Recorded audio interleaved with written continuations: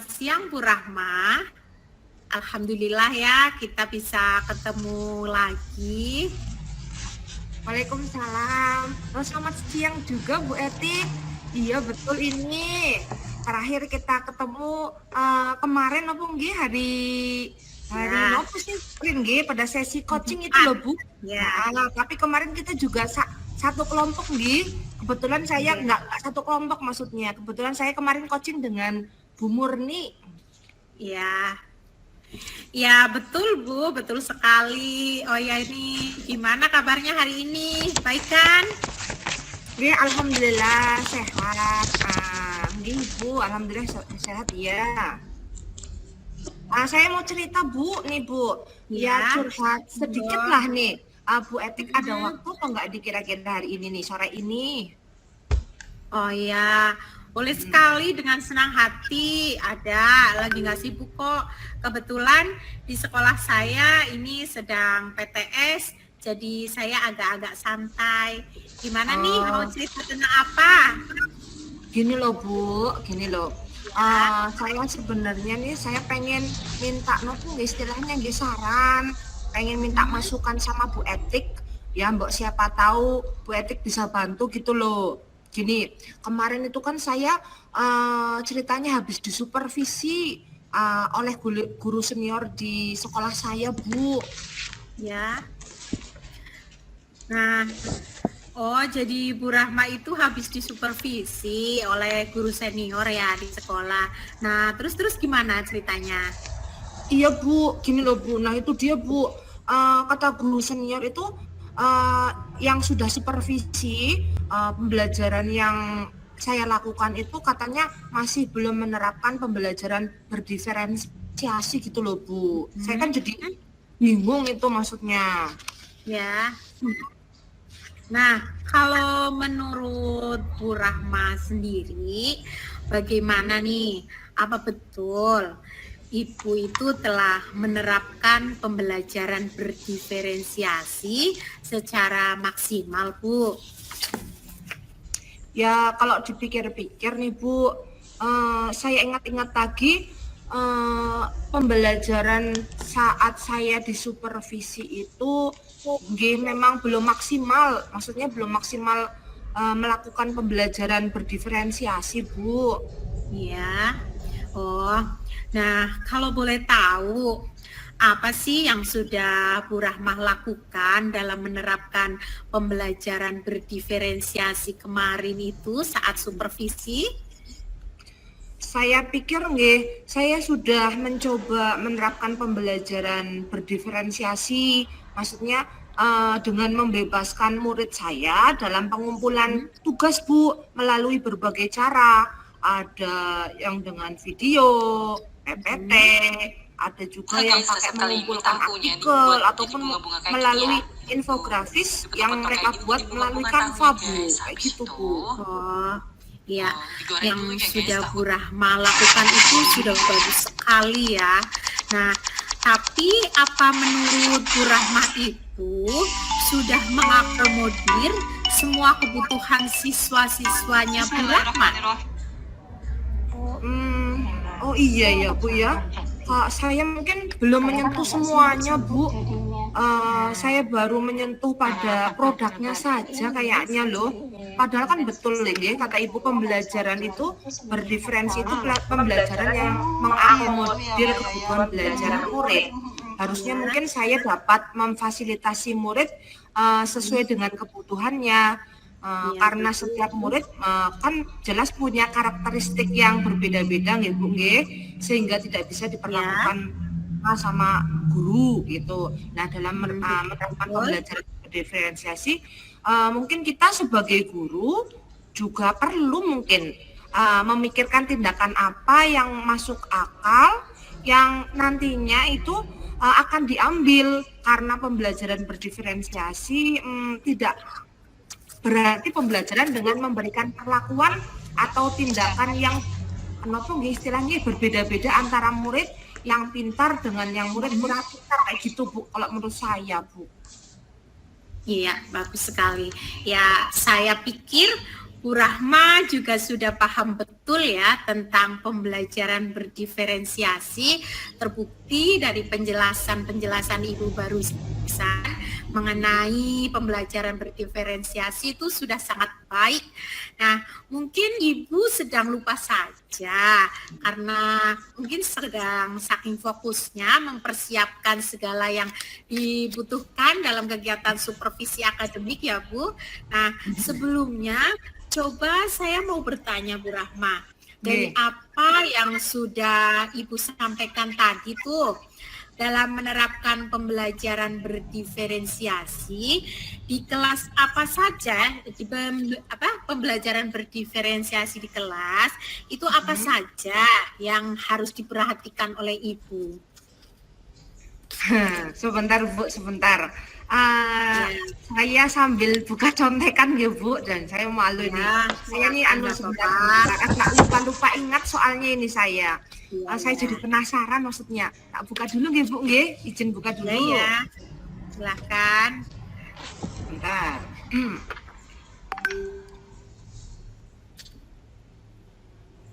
Sudah ketemu nih? Nggih, alhamdulillah sudah Bu. Sebentar, saya baca dulu Bu, sebentar. Oke, ini seperti ini Bu. Yang saya simpan ini di folder saya, untuk dapat menerapkan pembelajaran berdiferensiasi di kelas, maksudnya hal yang harus dilakukan oleh guru antara lain, yang pertama, melakukan pemetaan kebutuhan belajar berdasarkan 3 aspek ternyata.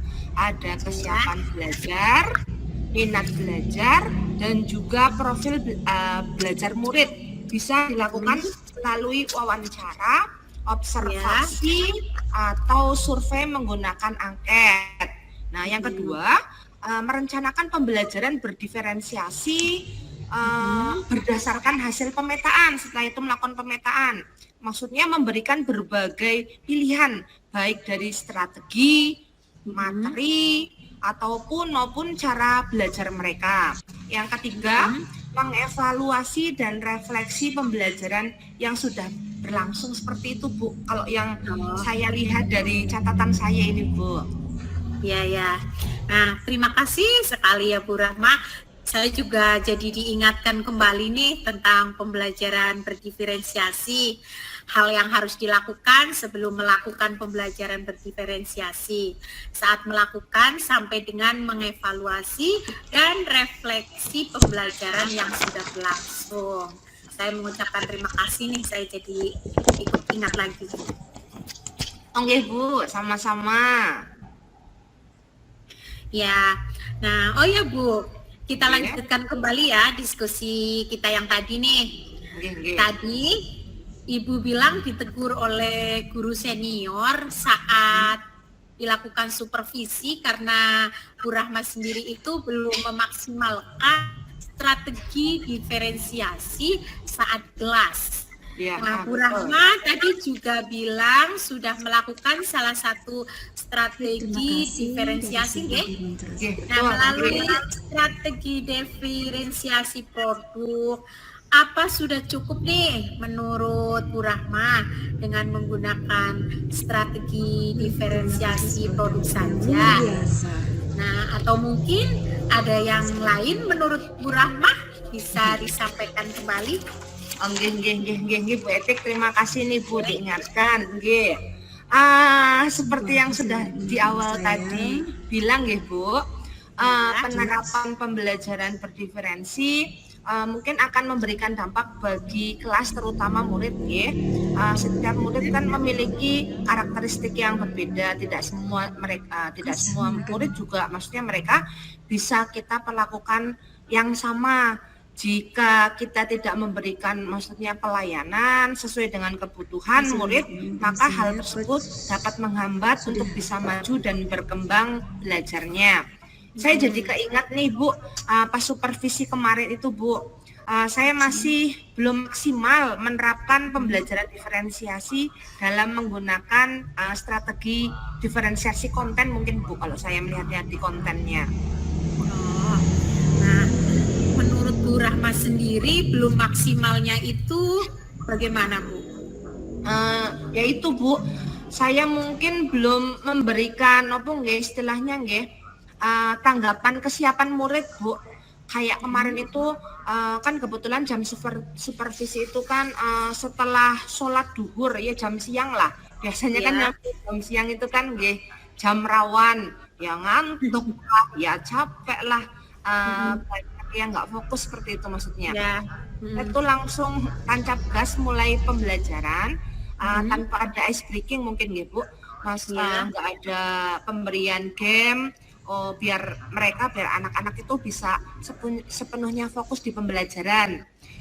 Samping itu juga mungkin media pembelajaran yang saya berikan itu hanya PPT saja Bu.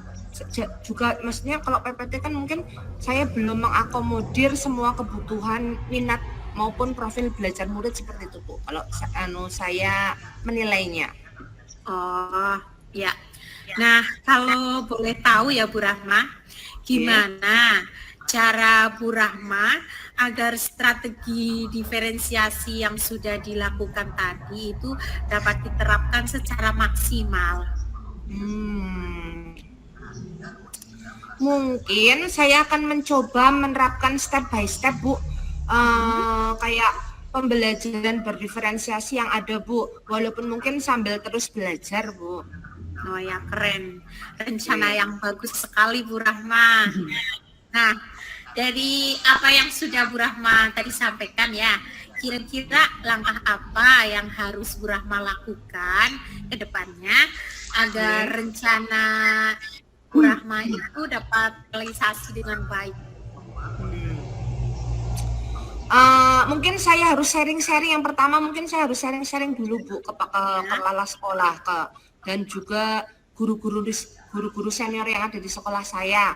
Ini maksudnya terkait memaksimalkan pembelajaran berdiferensiasi, baiknya itu seperti apa Bu? Seperti itu Bu. Oh ya. Nah lalu apakah ada hal lain yang akan dilakukan Bu Rahma?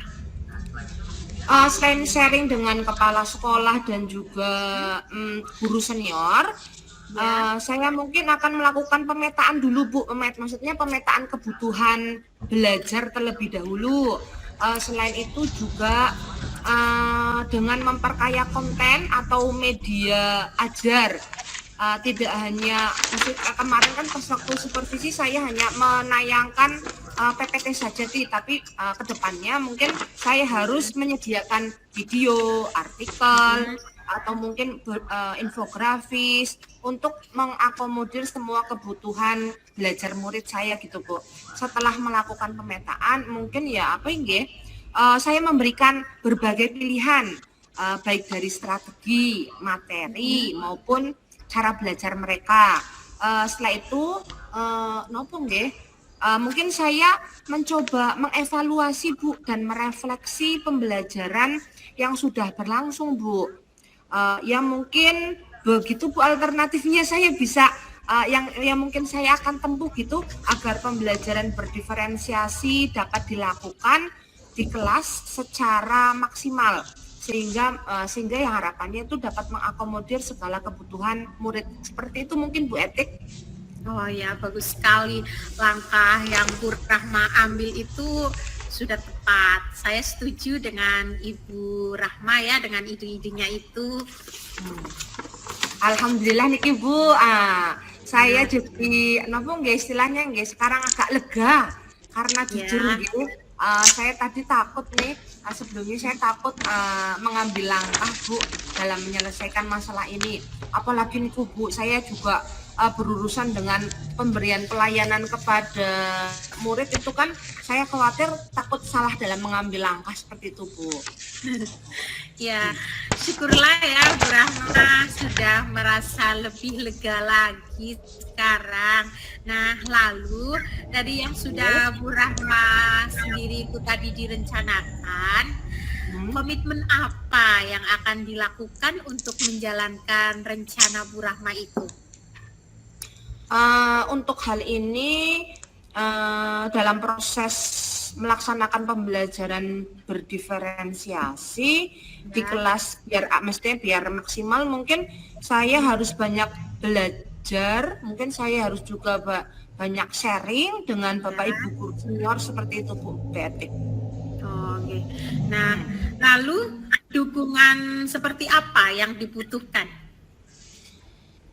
Nopo nggih. Itu sebenarnya masih dalam pemikiran Bu. Rencananya ini nggih, saya itu akan lebih banyak banyak nopo nggih, banyak belajar lagi nopo nggih. Maksudnya belajar secara otodidak mungkin Bu, ataupun mungkin melalui pelatihan-pelatihan yang terkait. Maksudnya biar pemahaman saya tentang pembelajaran berdiferensi itu lebih maksimal seperti itu dan bisa menerapkan di kelas seperti itu Bu Eti. Oke, ya ide yang sangat bagus ya Bu Rahma. Semoga ide Bu Rahma itu dapat segera terrealisasi sehingga pembelajaran yang dilakukan itu dapat semoga ya apa yang dilakukan itu dapat mengakomodasi dari semua siswa-siswanya Bu Rahma di sekolah ya Bu. Oke, terima kasih Ibu. Amin, amin. Terima kasih Ibu untuk waktunya yang sudah caranya sudah mendengar keluh kesah saya Bu. Alhamdulillah saya merasa lega. Semoga kita dapat menjadi guru yang nopo nggih bisa memberikan hak belajar dan mampu mengakomodir semua kebutuhan murid kita nggih Bu, sehingga juga mereka dapat memerdekakan pemikiran dan potensi mereka seperti itu Bu Etik. Iya, sama-sama juga atas waktunya Bu Rahma. Saya juga jadi tambah pengetahuan lagi nih, ingat lagi yang kemarin-kemarin sempat lupa, sudah diingatkan. Oke, baik Bu. Kebetulan ini Bu saya ada janji dengan anak pramuka, ini udah sore banget. Akan mendiskusikan proses pemilihan pradana ini Bu. Saya pamit izin live dulu nggih. Oh iya, ya Bu Rahma silahkan. Terima kasih. Terima kasih nggih. Terima kasih kembali Bu. Terima kasih, mudah-mudahan Bu Etik selalu diberi kesehatan nggih. Ya baik, sama-sama. Dadah Bu Rahma. Dadah, sampai jumpa lagi. Ya. Bismillahirrahmanirrahim. Bismillahirrahmanirrahim. Assalamualaikum warahmatullahi wabarakatuh. Waalaikumsalam warahmatullahi wabarakatuh. Ya. Terima kasih Bu Rahma, Bu Etik.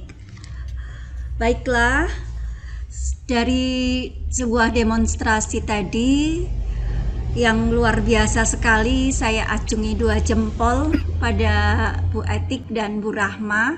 Keren ya, praktek kucingnya keren sekali. Saya amati tadi Bu Rahma dan Bu Etik sudah melaksanakan alur demonstrasi kucing dengan model Tirta. Nah, yang saya amati di sini yaitu dengan menggunakan 4 aspek, yaitu yang pertama dari tujuannya, yang kedua dari identifikasi, yang ketiga dari rencana aksi, dan yang terakhir dari tanggung jawab. Nah, tadi saya sudah mencatat dari coaching antara Bu Rahma dan Bu Etik, yakni Bu Etik sebagai coach dan Bu Rahma sebagai coachee. Di sini sudah nampak terlihat dalam tujuan sudah menyampaikan tujuan coaching, yaitu coach menyampaikan tujuan coachingnya pada saat berdiskusi tentang masalah, mencari solusi terhadap masalah yang dihadapi oleh Bu Rahma. Coach juga sudah menyampaikan pertanyaan pembuka dengan mempersilahkan Bu Rahma untuk menyampaikan permasalahannya. Selain itu, Coach juga menyampaikan tujuan dari diskusi kegiatan yang akan dilakukan, yaitu Coach Bu Etik yang bisa memberikan pencerahan tujuannya agar bisa memberikan pencerahan, tanggapan terbuka untuk menggali tujuan dari kegiatan coachingnya.